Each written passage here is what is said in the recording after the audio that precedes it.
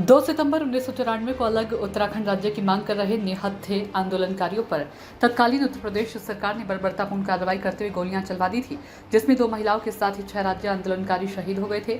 साथ ही पुलिस अधिकारी भी शहीद हुए, जिसकी 31वीं वर्षगांठ पर आज मसूरी पहुंचे मुख्यमंत्री ने शहीद स्थल झूला घर पर शहीदों को श्रद्धांजलि दी और शहीदों के सपनों के अनुरूप उत्तराखंड राज्य को बनाने की बात कही।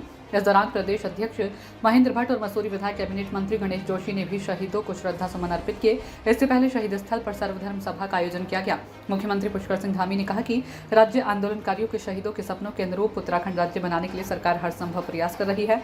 उन्होंने कहा कि राज्य आंदोलनकारियों के इतिहास को पाठ्यक्रम में शामिल करने के लिए भी प्रयास किए जाएंगे। इस मौके पर भाजपा प्रदेश अध्यक्ष और राज्यसभा सांसद महेंद्र भट्ट ने कहा कि राज्य सरकार आंदोलनकारियों के सपनों को पूरा कर रही है। हाल ही में 10% क्षैतिज आरक्षण की मांग को पूरा कर सरकार ने अपना वादा निभाया।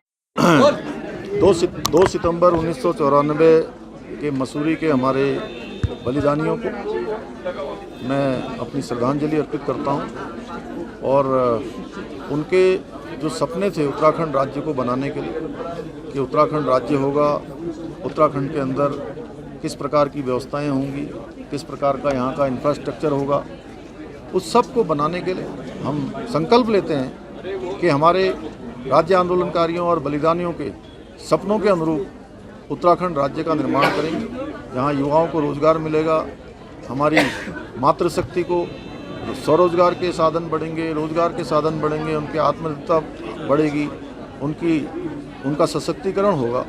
ये हमारा संकल्प है कि उत्तराखंड राज्य विकास के पैमाने पर चहुमुखी रूप से आगे बढ़ेगा, उन्नति करेगा, प्रगति करेगा।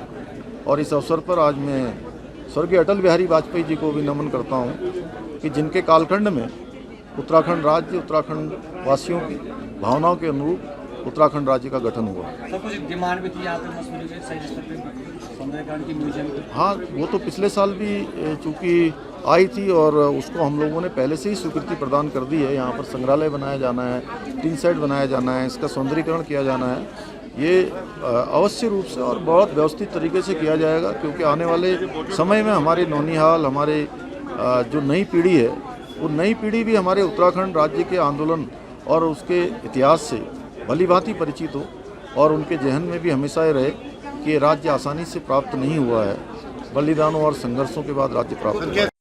इस उद्देश्य भाव के साथ कि आगामी दिनों के अंदर जिस सपने के साथ राज्य बना था उस सपने को साकार करने में सरकार प्रतिबद्ध है। मुख्यमंत्री जी ने दिशा में पहल की है, चाहे क्षैतिज आरक्षण का विषय हो और धीरे धीरे अनेकों विषय, अनेकों शहीद और अनेकों ऐसे आंदोलनकारी हैं जिनको हमने आने वाली पीढ़ी के सम्मुख एक मॉडल के रूप में, एक प्रेरक के रूप में स्थापित करना है। अनेकों जो विषय आएंगे उसको विश्व के दरबार में लागू करेंगे।